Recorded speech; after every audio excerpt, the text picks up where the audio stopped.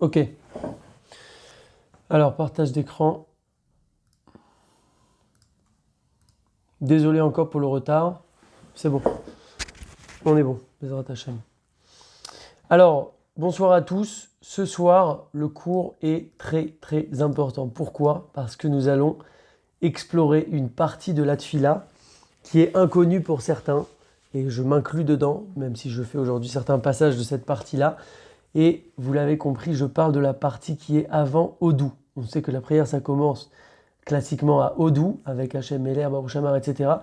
Et là, le cours de ce soir, ça va être toute la partie qui est avant Odou. Le cours suivant, on continuera progressivement avec la Tfila, avec Odou, Hachem Meler, etc. Mais là, c'est une partie qui est avant Odou. Vous avez tous remarqué, on a tous remarqué que dans nos sidours, et ben en fait, entre les brachot du matin qu'on fait et Odou, et ben il y a une belle petite partie.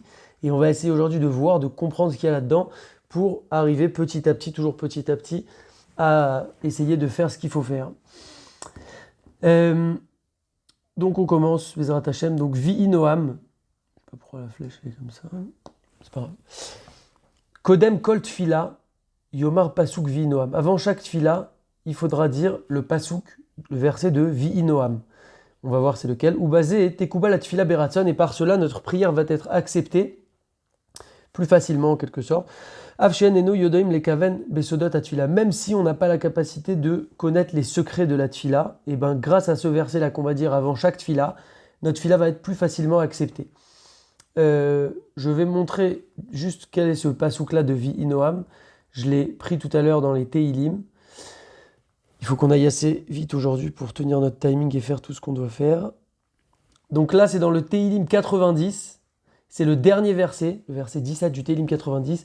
Vi Noam Adonai Eloheinu alenu ma'asi adenu konena alenu ma'asi adenu koneneu. Vous avez vu que j'ai dit le nom de Dieu comme on l'a vu la semaine dernière, puisque c'est un verset entier, il n'y a pas de problème. Que le plaisir de mon maître, notre Dieu, soit avec nous. Établis pour nous l'action de nos mains et que l'accomplissement de nos mains soit établi. Donc en fait c'est bien, et je l'ai appris moi-même aujourd'hui, de dire ce verset-là, donc on peut pareil se l'imprimer, avant chaque tfila pour que notre tfila soit acceptée, même si on n'a pas la kavana qu'il faudrait avoir spécialement pendant la tfila, qu'on ne connaît pas tous les secrets de la tfila, etc. Et donc je répète, c'est dans le Teilim 90, le verset 17, le dernier verset. Là, on nous dit en fait, il y a un rave qui nous ramène ça, qu'en fait, il ne faudra pas croire que comme on ne connaît pas tous les secrets de la tfila, parce que la tfila, ça n'a pas été composé quand même par des rigolos, c'est quand même très puissant, très élevé, et nous, parfois, à notre niveau, on n'a pas la possibilité aujourd'hui de comprendre dans notre génération tous les secrets de cette tefila, mais on nous dit que voilà, grâce à cette chose-là, en fait, on va permettre à notre tefila d'être acceptée plus facilement. Parashat Ha'akeda, la parasha de la Hakeda. Donc de quoi il s'agit? La Hakeda, c'est la Hakeda Yitzhak. C'est quand Avraham Avinu, il a pris son fils Yitzhak pour faire la Hakeda, pour sacrifier son fils Yitzhak. Finalement, il ne l'a pas sacrifié parce que Hachem lui a demandé de ne pas le sacrifier. Mais en tout cas, il était prêt à le faire. Et donc, il y a cette notion de paracha, de Hakeda. On va essayer vraiment de voir les points essentiels parce que sinon on ne pourra pas trop étaler ça sur plusieurs cours. Le but c'est qu'on fasse tout ça ce soir et qu'on tienne le timing. Donc c'est pour ça que là je ne suis pas rentré dans les détails de Vi Noam, mais on a compris l'intention, le but en fait de dire ce verset là. Donc parachat Hakeda, c'est la Hakeda Yitzhak, c'est le sacrifice d'Yitzhak. Et donc de quoi s'agit-il?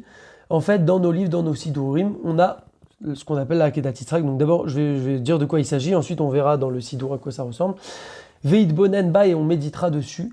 Avraham Avinu et Yitzhak Beno. Comment Avraham Avinu, il a pris son fils pour le donner en sacrifice à Hachem. De base, c'est ce qu'il était prêt à faire, ce qu'il voulait faire. Al-Gabé à Misbéar, sur l'autel Autel, pour le mettre en sacrifice, pour le donner en sacrifice. Ou basé Yazkir Lifne Hachem et Zechut Avotenu Akedushim. Mais quand on va lire en fait cette paracha de la Hakedat Yitzhak, on rappelle devant Hachem le mérite de nos pères, de nos saints pères Avotenu Akedushim. Et par cela, on va soumettre notre Yetzer Hara en rappelant de la miséricorde à Hachem. Ça va nous aider à soumettre notre Yetzer Hara, ça va nous donner des forces. Kemo chez Massar Yitzhak Avinu et Nafsho, comme Akadosh Baruch Hu, comme Yitzhak lui aussi, parce que pas seulement Avraham, on ne parle pas que d'Avraham dans la Kedah Yitzhak, on parle aussi de Yitzhak lui-même, son fils, qui était prêt à accepter ça. Et donc, il a Massar et Nafsho, il était prêt à donner son âme pour Hachem. Et donc, quand on va lire ça, ça va nous aider aussi, nous aussi, à donner notre âme pour Hachem, au sens de, ça va nous aider à combattre notre Yetzer Hara, à faire notre Avodat Hachem comme il se doit, etc. Uvekar itrazek kvar bitrilat hayom beirat shamaim ou bechashak gadol la avodat Hashem. Et comme ça, dès le début de la journée, puisque c'est dans la prière du matin ici dont on parle, on va se renforcer dans notre crainte de Dieu et dans notre amour, notre désir de Dieu pour pouvoir le servir pour toute la journée. Donc maintenant, je montre à quoi ça ressemble. Ça s'appelle donc Parashat HaAkeda. Donc toujours dans mon livre que j'aime beaucoup, Porte de la délivrance, j'ai scanné ici. Ok. Malheureusement, c'est pas arrivé. Je vais vous le montrer, c'est pas grave. Ça, c'est encore un petit coup du Yetzirah, mais on va pas tomber si vite. Je vais vous le montrer à la caméra directement. Le but, c'est pas de lire ici le texte, c'est juste pour vous montrer à quoi ça ressemble.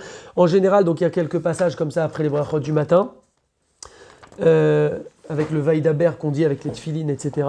Et ensuite, il y a un Leshem Yichud. Donc le Leshem Yichud, c'est toujours pour nous aider à bien faire une mitzvah ou bien faire une prière. Et ensuite, ici, il y a marqué sacrifice d'Yitzhak. Et ça, donc je ne sais pas si vous voyez, sacrifice d'Yitzhak, vous voyez peut-être à l'envers. Et il y a marqué Vaye Acharad Verem Haïlé. Et donc là, on raconte en fait toute la Akedat Yitzhak. Et à la fin de cette Akedat Yitzhak, donc c'est pas très long, ça c'est 2 pages. Et il y a marqué comme ça. Déjà, il faut savoir que quand on va lire cette partie-là du sacrifice d'Yitzhak chaque matin, ça nous est compté comme si on avait fait nous-mêmes cette chose-là devant Hachem au niveau du mérite qu'on a. Et comme on a dit, ça éveille la miséricorde d'Hachem. Et comme on a dit, ça nous aide à soumettre notre Yetzirah. Et juste à la fin de ce passage-là, je traduis directement, on dit Yehi Ratzon. Donc en général, Yehi Ratzon, c'est une prière de conclusion. Après qu'on ait lu quelque chose, on dit voilà, que cette prière-là soit pour ça et ça et ça, etc. Donc ici, on dit comme ça, que soit la volonté devant toi, Éternel notre Dieu et le Dieu de nos pères, de t'emplir de pitié envers nous. Et ainsi par ta grande pitié, donc on a dit que ça éveille la pitié, donc la Rachamim d'Hachem, et ainsi par ta grande pitié, tu te souviennes pour nous du sacrifice d'Yitzhak, notre père, fils d'Abraham, notre père, soit sur EP, la paix, comme si sa cendre était amassée et posée au-dessus de l'autel, et que tu regardes sa cendre pour avoir pitié de nous, et annuler de sur nous tous les décrets pénibles et mauvais, et que tu nous fasses mériter de revenir d'un repentir sincère devant toi, et que tu nous sauves du mauvais penchant, donc ce qu'on a dit en fait, tout ce qu'on a dit, la rachamim qui nous sauve du mauvais penchant, etc., la miséricorde qui nous sauve du mauvais penchant, et de tout péché, et de toute faute et péché, et que tu allonges nos jours dans le bien et nos années dans l'agrément. Donc voilà un petit peu ce que représente la Akedat Yitzhak, donc de lire ce passage-là que vous pouvez retrouver dans chaque Sidurim, bien entendu. On continue.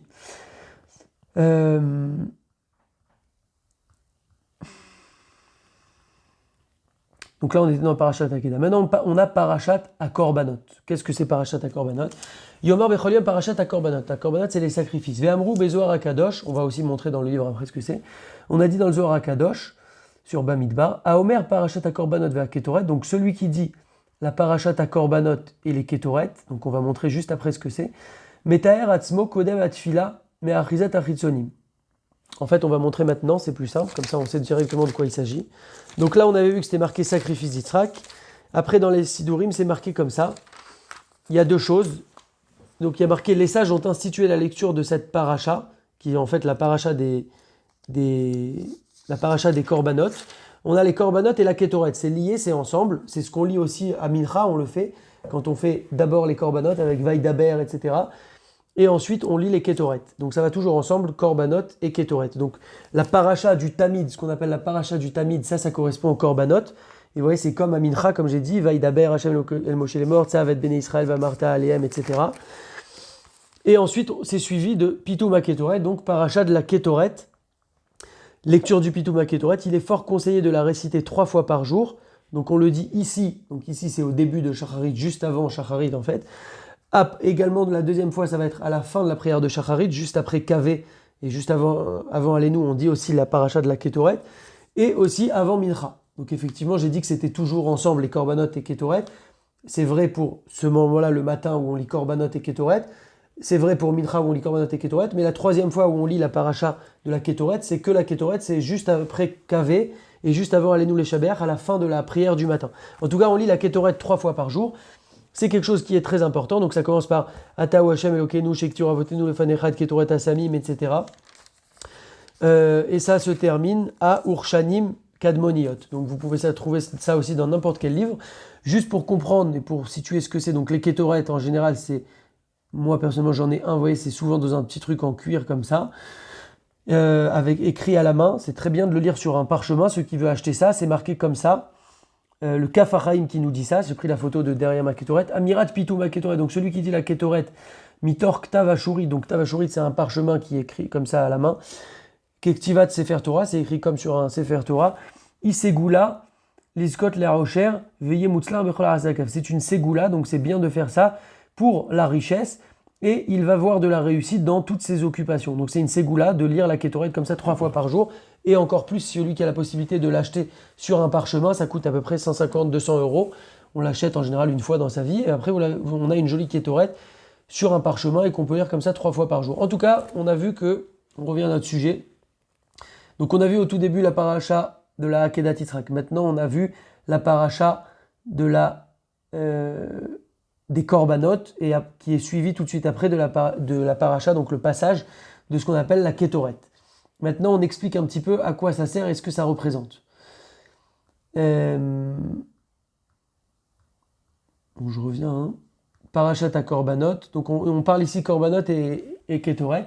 Aomer Parachat à Korbanot ve Ketoret. Donc celui qui lit les Korbanot et la Ketoret, c'est marqué comme ça dans le Zohar. Metaer Atzmo, il se purifie. Kodem Atfila, avant la Tfila. Me'achizat achitzonim, des emprises extérieures. Ou ma'ale alav ke'ilu ekriv korbanot elu bebet hamikdash. Et on va considérer comme s'il avait apporté lui-même, parce que les korbanot, ça signifie les sacrifices. Aujourd'hui, on n'a plus les sacrifices, mais on a le fait de lire cette parachat à korbanot, c'est comme s'il avait amené les korbanot au bet hamikdash, celui qui va lire la parachat des korbanot. Ok, très bien. Donc je vais lire ça quand même, c'est important. Kmoshe Amrou B'Masechet Ta'anit, comme on dit dans la Gemara Ta'anit. Amar Avraham Avinu, donc Avraham Avinu, il a dit à Kadosh Baruch Hu, il a voulu nous défendre en fait pour les générations à venir, et il a dit Ribono Shel Olam, maître du monde, de peur que vont fauter Israël, le peuple juif s'il faute, et que tu les punisses, comme à l'époque du Maboul, la génération du Maboul, du déluge, là, à l'époque de Noar. Donc Hachem, il a puni le monde parce qu'ils ont fauté. Donc Avraham Avinu, il a voulu savoir comment le peuple allait pouvoir à l'avenir se protéger. Alors Akadosh Baruch Hu, il lui a dit Bema Eda ki Irshena, c'est-à-dire Avraham Avinu lui a dit par quel mérite ils vont pouvoir se protéger. Shelotar c'est la M Klaya Kedor Amaboul, comme on a dit que tu vas pas les détruire comme la génération du déluge. Avraham Avinu, il a voulu se rassurer. Quelle va être leur protection en fait dans le futur. Et Hachem, il lui a dit Kachali Egla Meshulechet, qu'ils prennent un veau. Meshulechet, donc c'est le top en fait du veau pour faire un sacrifice. Donc en fait, par le mérite des korbanot, c'est ce que lui a répondu Hachem à Avraham Avinu, il a dit ne t'inquiète pas, par le mérite des korbanot, ils pourront être protégés, expiés, etc. pour ne pas qu'arrive à nouveau ce que j'ai fait au déluge. Maintenant, il lui a dit maître du monde, très bien, au Beth Amikdash, ça convient, quand il y aura les korbanot, les sacrifices, etc. Maintenant, quand il n'y aura pas le Beth Amikdash, donc il a vu vraiment sur le long terme, donc à notre époque par exemple, où on n'a plus les korbanot, alors Akadosh Baruch Hu, il lui a dit Kvar tikanti la M seder korbanot, je leur ai déjà organisé le seder des korbanot, donc cette paracha des korbanot comme on a dit, ce passage-là, chez Kolzman, chez Emkerim Baem, qu'à chaque fois qu'ils vont lire ce passage-là, Ma'ale ani alehem, Keilu makrivim lefanai korban. C'est quand ils vont le lire, c'est comme s'ils amènent devant moi un sacrifice. Ve'ani mochel lahem al kol avonotehem, et je leur pardonne toutes leurs fautes. Donc on a dit que ça va même pardonner, ça va aller jusqu'à pardonner toutes les fautes. Ve'amrou be menachot, et on dit dans Menachot. Ok, très bien. On continue. Pitou ma Ketoret. Donc maintenant, on a vu les korbanot. Maintenant, la Ketoret. La Ketoret, c'est ce qu'on a vu qui est écrit sur le parchemin, qui est une ségoula pour la richesse, etc. Chazal, donc nos chachamim, iflegou meod b'ma'alat amirat pitou ma Ketoret. Donc ils ont beaucoup discuté comme ça, nos sages, sur le niveau de dire le pitou ma Ketoret bechol yom chaque jour. À tel point qu'on a dit, toujours dans le Zohar HaKadosh, Kol hakore bechol yom et ma'aseh Ketoret bekavana, tout celui qui lit chaque jour les Ketoret avec une bonne kavana, une bonne intention, Yenatzel mikol dvarim raim, il va être sauvé de toute mauvaise chose, ou minek shafim, et des choses qui concernent la sorcellerie, ou mikol pgaim raim, et de toute mauvaise atteinte, ou meirurim raim, et de toute mauvaise pensée, ou midinra, et de tout mauvais jugement, ou mimavet, et de la mort, velo inazek kol oto hayom, et toute cette journée-là où il va lire ça, les Ketoret, il ne lui sera pas porté un dommage. Qui en asitra achara yecholel shlot alav, car les forces du mal ne pourront pas l'attraper, cette personne, par le fait qu'elle ait lu les Ketoret. Ve'yesh lo chelek ba'olam hazeh ou ba'olam haba, et il a une part dans ce monde-ci et aussi ba'olam haba. Ve'tistalek mitamemenu, et la mort se retire de lui, ou me'aolam, et il a aussi une force de retirer la mort du monde en lisant comme ça les Ketoret. Veinatsel Mikol Dinim Sheba Olamazé, et il est sauvé de tout jugement donc difficile qui est dans ce monde-ci. Ou Midina Shel Geinom, et il est épargné du Geinom. Ou Midin Malchut Agoim, et du jugement de la royauté des Goïm.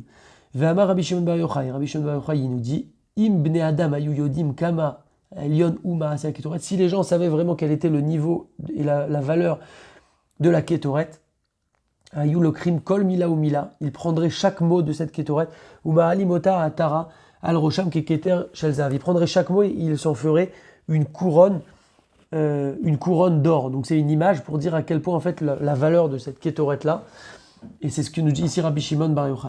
Donc je reprends, jusque-là on a vu 3 choses. On ne parle pas ici ce soir de tous les passages qui sont entre les brachot du matin et Odou, mais on parle des passages entre guillemets principaux.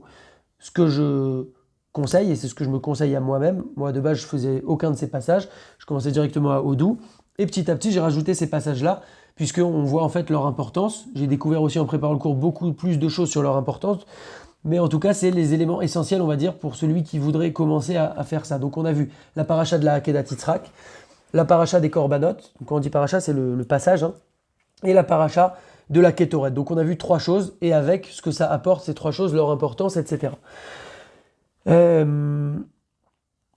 Très bien. Après on parle ici des gens qui vont lire ces choses-là, mais à force de l'habitude, ils vont plus y prêter attention, et on nous dit que c'est dommage, et qu'il faut absolument pouvoir comprendre ces choses-là petit à petit. Donc toujours, moi ce que je conseille, c'est ce sidour, porte de la délivrance, qui apporte énormément en termes de compréhension, comme ce qu'on a lu, comme par exemple le passage tout à l'heure en français. Et c'est important en tout cas de comprendre ce qu'on dit, et petit à petit ça va nous aider et nous renforcer à faire encore une meilleure tfila. Ok, très bien. En tachlif les tfila à la seder benachat. Il n'y a pas de chose qui peut remplacer une tfila benachat calmement, tranquillement. Barour Adavar, la chose est claire de tout doute, qui en tachlif les tfila anéemeret à la seder, miatrala benachat veidbonenu tamilim. Il n'y a pas mieux, il n'y a pas de remplacement à une tfila qui va être dite dans le calme, de manière posée, avec réflexion sur les mots, etc. Comme on dit, Léolam yé Adam Yereshamaim Baseter Kebegal, oui, un homme devra toujours craindre Dieu, et quand il se cache, et quand il est dévoilé, ou modé à la émet, et qu'il devra reconnaître la vérité, Vedover Emet Bilvavo, et que même dans son cœur, il devra aussi comme ça entretenir le émet. Veyashkim Veyomar, Ribon Aolami, Veadone Adonim, Loal Tzid Kotenu Anachnu Apilim Tachanunenu Lefanecha, Kial Rachamecha Arabim. En fait, on nous dit ici que il faut toujours être dévoué à Hachem quand on va faire notre prière, et de prendre en fait conscience de l'importance de ce qu'on va venir dire pendant nos prières, et c'est très important. Et même si c'est des choses où les gens ne vont pas savoir que si on fait du cinéma ou pas du cinéma, parce qu'en fait il n'y a que nous qui savons si on se concentre, si on ne se concentre pas, si on essaye de comprendre les mots, si on n'essaye pas, parce que personne ne va le savoir autour de nous, mais Hachem lui va le savoir. Très bien.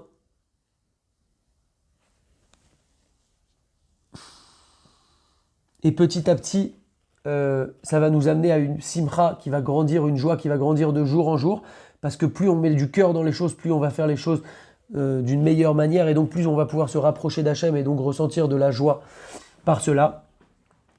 Et donc voilà, ça pourra être que bénéfique. Très bien. Chinuch Rabanim, il incombe à un père d'enseigner à ses enfants petit à petit, chaque enfant en fonction de ses capacités, en fonction de son âge, etc., avec amour, avec douceur, à faire la tfila entièrement comme il le faut, sans sauter des passages, et même à habituer un enfant à faire la paracha de la Hakeda, des korbanot, tout ce qu'on a dit là, etc. C'est important même pour un enfant, et c'est dommage s'il ne les dit pas.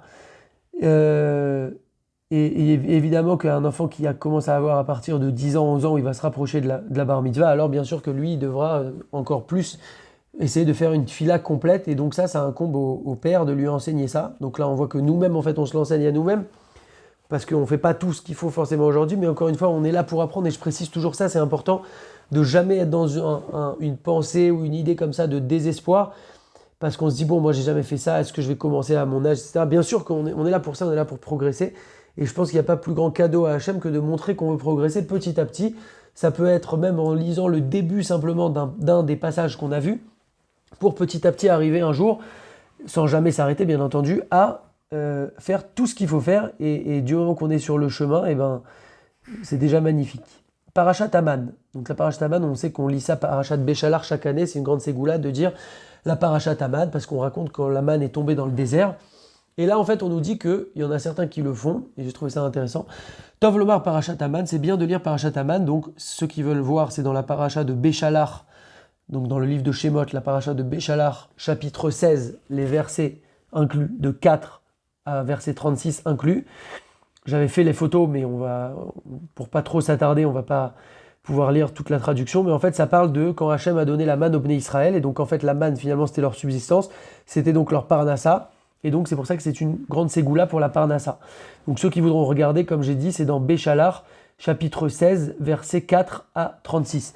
Et donc, en fait, ici, il nous dit Tov Lomar Parashat Aman, c'est bien de dire la Parashat Aman chaque jour. Donc, je connais des gens qui le font après la Tfila. J'ai pensé aussi, pourquoi pas essayer de le faire, au moins de temps en temps. Kedé chez Yahamin, pour se rentrer en fait dans la tête et véritablement croire chez Kol Mezonotav que toute sa nourriture, donc en fait sa Parnassa, Ba'im lo be'ashgacha Baimlo, donc ça lui vient à lui, ça lui parvient. Be'ashgacha pratit par la providence divine de Hachem, individuelle pour chacun. Me'et aboreit barar, ça vient d'Hachem directement, la providence individuelle qui vient directement d'Hachem. Ve'amrou be'talmud Yerushalmi, on dit dans la Gemara, dans le Yerushalmi, Kala omer parashat Aman, tout celui qui dit la parashat Aman, muftach lo shelo itma et tout, Mezonotav, on lui promet qu'il ne va pas manquer, qu'il ne va pas avoir un manque, une diminution, ou un besoin dans sa nourriture, et donc aussi dans sa parnassa certainement. Vekata va Mishnah Berurah, également le Mishnah Berurah, il nous dit Ve'en dai ba'amira levad, et il n'est pas suffisant de simplement le dire, et là chez Idbonen ma chez Omer, mais qu'il médite, qu'il comprenne en fait ce qu'il est en train de dire. Ve'yakir beniflaot Hachem, et qu'il reconnaisse les prodiges d'Hachem, ou kumo chez Nehemar beman, comme on dit, Velo et Edif amarbe. Donc en fait là-bas au sujet de la manne, on dit que celui qui voulait prendre plus, eh ben, il n'allait pas tirer profit de ça parce que ça allait pourrir, plus que la dose qu'il avait besoin. Ve'amamit lo ersir, et celui qui n'avait pas pu prendre, il s'était fait bousculer, il n'avait pas pu prendre la quantité nécessaire, ben lui, il ne va pas lui manquer. Donc celui qui voulait prendre trop, il n'allait pas pouvoir bénéficier de ça. Celui à qui il manquait, il n'allait pas lui manquer parce qu'au final, il allait avoir la dose qu'il lui fallait. Ish le fait orlo la katou, que l'homme prenne, donc on a dit cette recommandation-là, pour pas que les gens prennent plus qu'il faut, ou que ceux qui prennent moins qu'il faut s'inquiètent, que chacun en fait allait avoir sa portion, sa dose, ce qui lui convenait. Et donc ça en fait c'est une émouna qu'on a en Hachem, Léorot, Sheen, Ribou, Yaishtadlout, Moril, Adam, Meouma, pour montrer qu'en fait on doit faire une ishtadout dans notre travail. Bien sûr qu'il faut travailler, l'argent ne va pas tomber du ciel, on ne doit pas compter sur un miracle, mais de montrer qu'on ne doit pas non plus trop exagérer dans cela et savoir avoir un cadre, savoir faire nos autres activités de notre vie, de notre journée, notre fila, notre étude de la Torah, s'occuper de notre famille, etc. Et de ne pas croire que de travailler comme un acharné, au final, ça va nous amener plus. Il y a un exemple comme ça avec un grand réservoir dans lequel il y a de l'eau. Alors on a un robinet et quelqu'un, il se croit plus malin, il veut prendre l'eau, mais lui, en fait, ça ne lui convient pas un robinet. Il veut mettre 10 robinets. Alors, au final, dans le ballon d'eau, il y avait 10 litres. Est-ce qu'en mettant 10 robinets, il va pouvoir obtenir plus d'eau? Non, et bien pas du tout. Il va obtenir ce qui est prévu pour lui, ce qui est bien pour lui, ce qui est destiné pour lui. Donc bien sûr qu'il faut un robinet, 2 robinets, 3 robinets, en fonction de ce qu'il faut, mais il ne faut pas non plus exagérer, de ne pas croire qu'en faisant cet effort supplémentaire d'ishtaddout, de rajouter, etc., ne pas croire que ça va nous amener forcément plus d'argent, mais plutôt renforcer sa émouna en Hachem, que c'est lui qui pourveut à nos besoins. Et c'est pour ça que c'est bien de lire cette Parashat Aman qui est une ségoula pour la Parnassa. On continue, Aseret Adiberot, les 10 commandements. Tov Lomar Aseret Adiberot Bechol Yom. Il y a aussi une autre habitude complémentaire, hein, c'est pas à la place. Il y en a qui lisent chaque jour les 10 commandements, Kedeli Skor et Mahamad Arsinaï, ou les Itrazek Be'emouna, pour se rappeler quand on s'est tenu au Arsinaï et qu'on a reçu la Torah. Ils font ça en fait pour se renforcer dans leur émouna, pour se rappeler qu'on a reçu la Torah.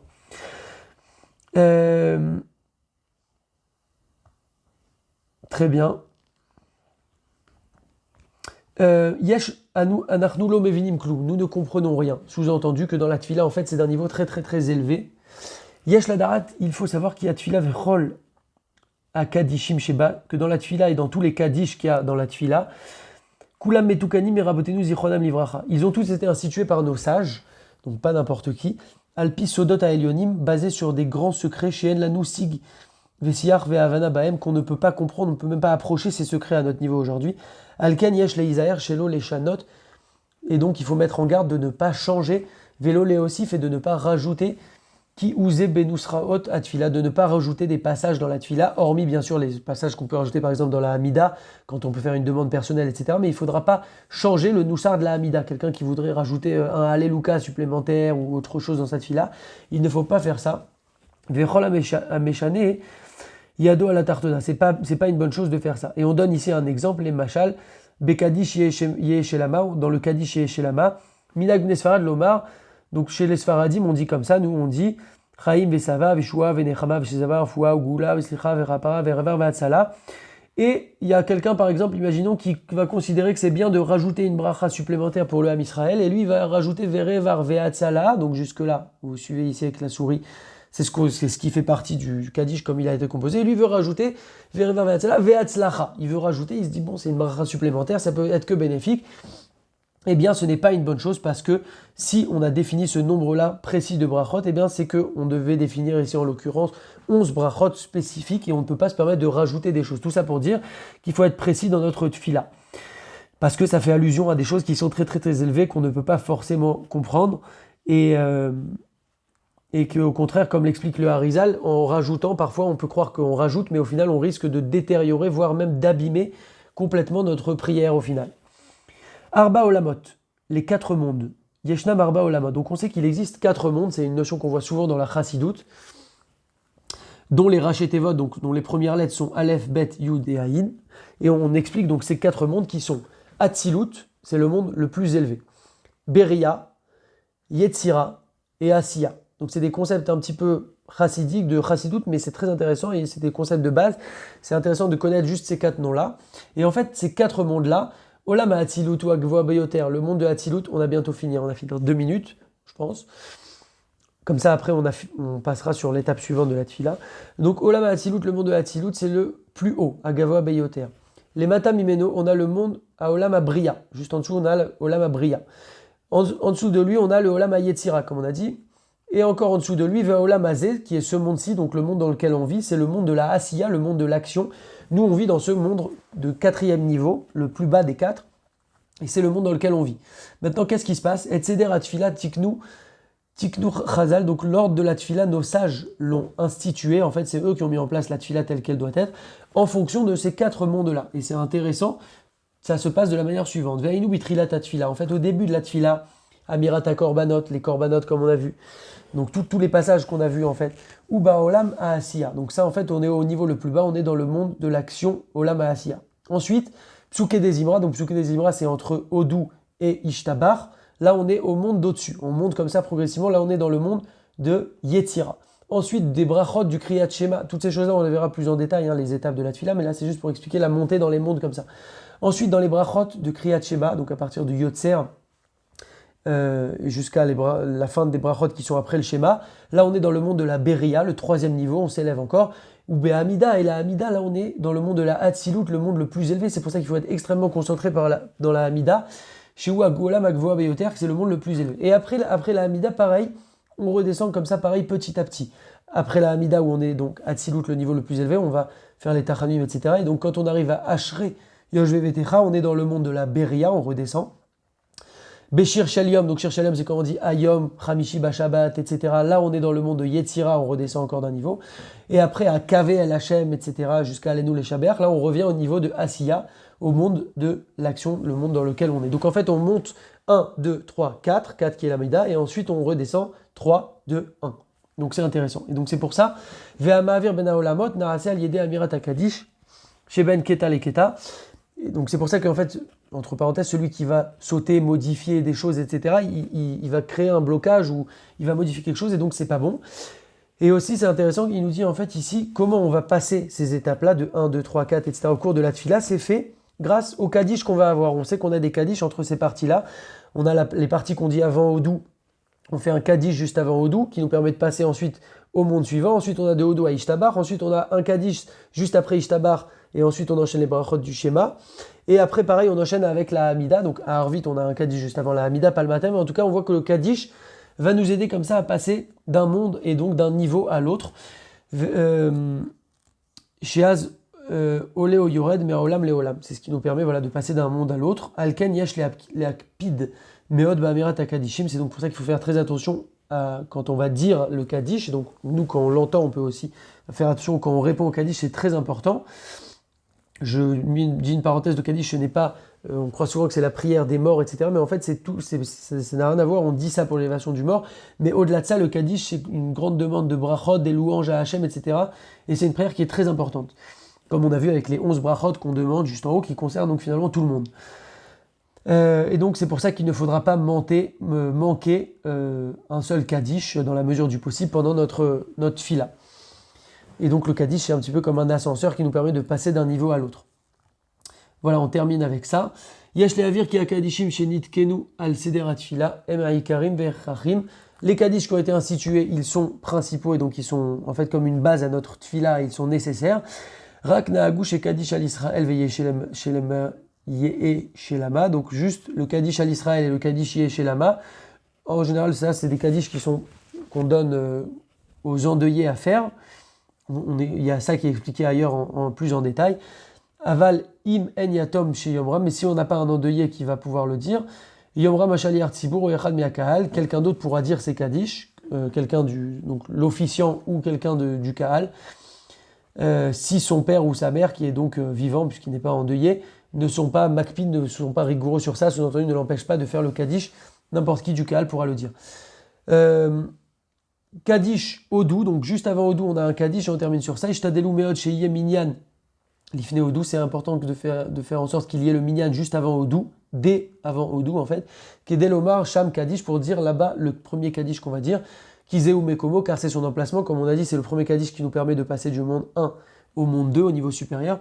Veim loya minyan, et s'il n'y avait pas minyan, Yomru et Kaddish lifne Baruch Shamar, s'il n'y avait pas encore minyan, mais qu'après les gens sont arrivés, il y a eu minyan, alors juste avant Baruch Shehamar, il va dire le Kaddish là-bas. Et si même à Baruch Shehamar, il n'y avait pas encore Minyan, il va dire le Kaddish pendant les psuké des Imra, donc entre Baruch Shehamar et Ishtabar, entre deux passages, pas au milieu d'un passage idéalement. Et ça sera bien aussi, pas idéalement, il faudra qu'il le dise entre deux passages, et ça sera bien dans la mesure du possible de dire le Kaddish quand on seront arrivés les gens, mais si c'est possible de le dire quand même avant Vaïvarer David qui se trouve dans les psuké des Imra. Voilà, on a terminé donc pour cette partie qui est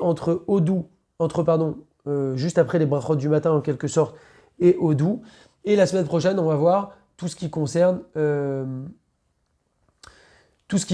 Odou.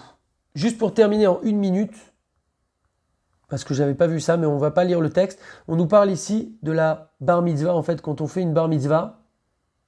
Non, on en parlera la semaine prochaine. Chazak à vous, on verra la semaine prochaine donc toute la partie entre Odou et Ishtabar, et petit à petit comme ça on avance dans la tfila. Je vois qu'il y a pas mal de questions, désolé je les regarde maintenant.